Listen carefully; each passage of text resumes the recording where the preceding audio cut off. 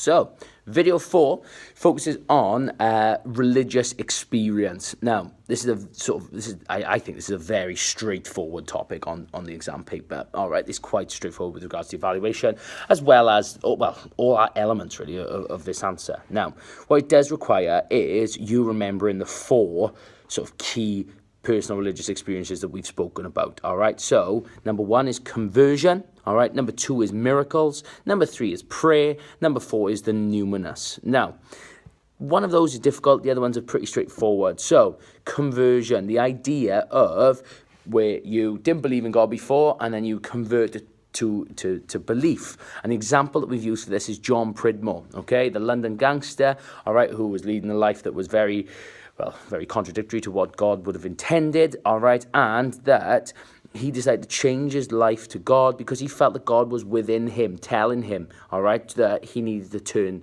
what's called, to him, all right, so that's number 1 that you can use. The second one, all right, is what's called the evidence of miracles, all right, so, for example, there have been, if you want to link this to the idea of Lourdes, because we've studied it, right? And I know that Lourdes is we associate with Bernadette, all right? But for a miraculous event to take place, that is the work of God, okay? So in Lourdes, there's over 50 or 67, all right, in total approved miracles that have happened in Lourdes, all right? That God is the best explanation for of those as an all-powerful being, when there isn't there isn't another explanation, scientific, logical explanation for it, okay, for what has happened. Now, the next one is to do with prayer, okay? So if someone is making a prayer of supplication for God to help and they feel that prayer is answered, then they feel his presence. I think that's quite a logical thing to understand, right? That they pray to God for help and they feel he helps them, then that leads to a belief in God. They feel that he's worked for them, okay? Now, the final one, this one's a little bit difficult, okay? Just because the term itself is a bit challenging, and then explaining the concept. So, it is the numinous. Now, the numinous is a feeling of something greater than you that exists, okay? Now, these sort of things, right, that they can happen whether it be in a quiet church, in meditation, or it could just happen where, I don't know, imagine sitting by the seaside, okay, at the evening time where everything is calm and peaceful and you're almost alone with the ocean, okay, that you may feel that there is there's something out there. And that feeling can lead people to believe in God because they feel like that thing that exists out there is God watching over them. It was called, and as a result of that, they feel something that they believe that is the presence of God. Now, if you get asked, all right, why a religious experience could lead to a belief in God, all you do, okay, is you use any of those 4 points, all right, and you do 2 peak paragraphs. Now, my advice for this, right, is pray and conversion, okay? The reason why I say about conversion is that we've done quite a bit of work on John Pridmore, all right? So you can just use that one, all right, and use his example, all right? And the fact that make sure you get in there that it's God within us, calling us to turn to him, all right? And then the example of that, all right, is that if you feel God speaking within you, then you may acknowledge that and turn your life to God, carry out his work, etc. You feel that he exists and that you'll be rewarded for carrying out his work. Okay, so get that into when you explain the impact it has on the lives of Catholics. The other one is prayer. So if you make a prayer of supplication and you feel that it is answered, okay, if you feel that it is answered, then you felt God's presence. Now, the impact of that could be that you want to show gratitude to God, or it helps you feel more sure that he does exist, so it enriches your faith, it makes it stronger, and that you're more compelled to go out and to carry out God's work.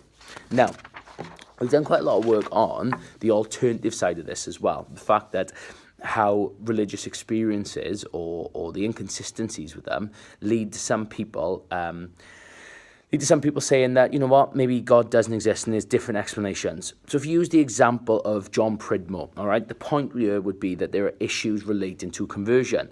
So, for example, John Pridmore, that when he did wrong, all right, the example he used of where he hit someone and he essentially didn't care if they were dead or alive, right, that he ends up then turning to God because he felt there was God within him. Now, some people would say that, in fact, that was just a manifestation of guilt, that he felt guilty, okay, and that had nothing to do with God. So, therefore, that these people would may argue that, you know what, it isn't God's presence within us telling us to convert to him, but instead it is our conscience or our own moral guide, all right, or how we are impacted by society and what is right and wrong, okay, that is motivating us to be good, okay. So they would argue that this isn't actually anything to do with God, it's more to do with guilt. Now, the other one that I would really focus on, okay, you can speak about numinous, you can speak about miracles, but I think prayer is the easiest one to do, okay, because there are issues relating to prayer. For example, two identical people make two identical prayers, okay, prayers of supplication, and one, okay, let's say they were praying for somebody who had ill health. One person gets better, the other person does not.